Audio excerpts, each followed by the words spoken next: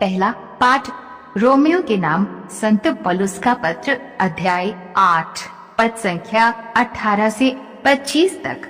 मैं समझता हूँ कि हमें जो महिमा प्रकट होने को है उसकी तुलना में इस समय का दुख नगण्य है, क्योंकि समस्त सृष्टि उत्कंठा से उस दिन की प्रतीक्षा कर रही है।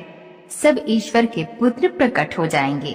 यह सृष्टि तो इस संसार की असारता के अधीन हो गई है, अपनी इच्छा से नहीं बल्कि उसकी इच्छा से जिसने उसे अधीन बनाया है।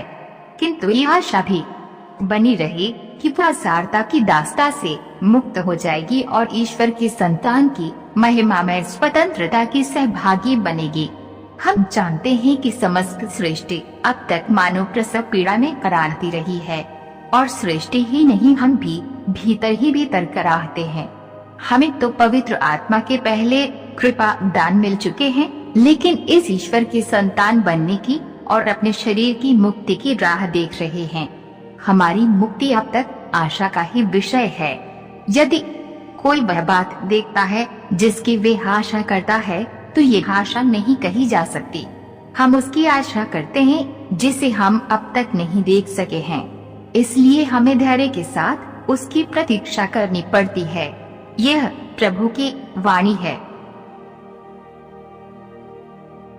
सुसमाचार संत लूकस अध्याय 13 पद संख्या 18 से 21 तक। ईसा ने कहा, ईश्वर का राज्य किसके सदृश है? मैं इसकी तुलना किससे करूं?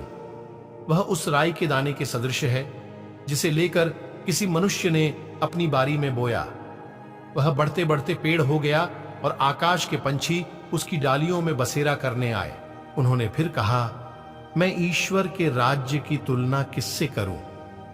वह उस खमीर के सदृश है जिसे लेकर किसी स्त्री ने 3 पंसेरी आटे में मिलाया और सारा आटा खमीर हो गया। यह प्रभु का पवित्र सुसमाचार है। मनन चिंतन। यीशु जैविक विकास की 2 अद्भुत छवियां प्रस्तुत करते हैं। राई का बीज धीरे धीरे बढ़ता है, लेकिन एक पेड़ के रूप में इसकी शाखाओं में सभी प्रकार के पक्षियों के लिए जगह होती है।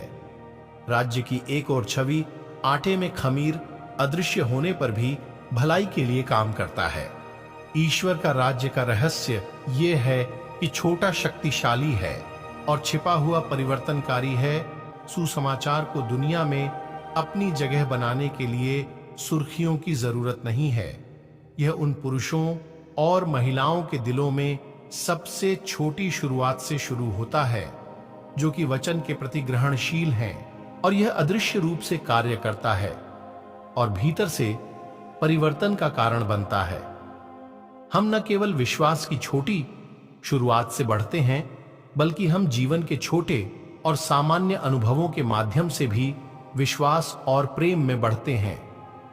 ईश्वर के राज्य उन लोगों में परिवर्तन उत्पन्न करता है जो यीशु मसीह द्वारा प्रदत्त नया जीवन प्राप्त करते हैं। तो आइए हम सभी ईश्वर के राज्य के लिए अपने को तैयार करें। आज के वचन को सुनने वाले सभी विश्वासी भाई बहनों को परमेश्वर आशीष प्रदान करे। आमीन।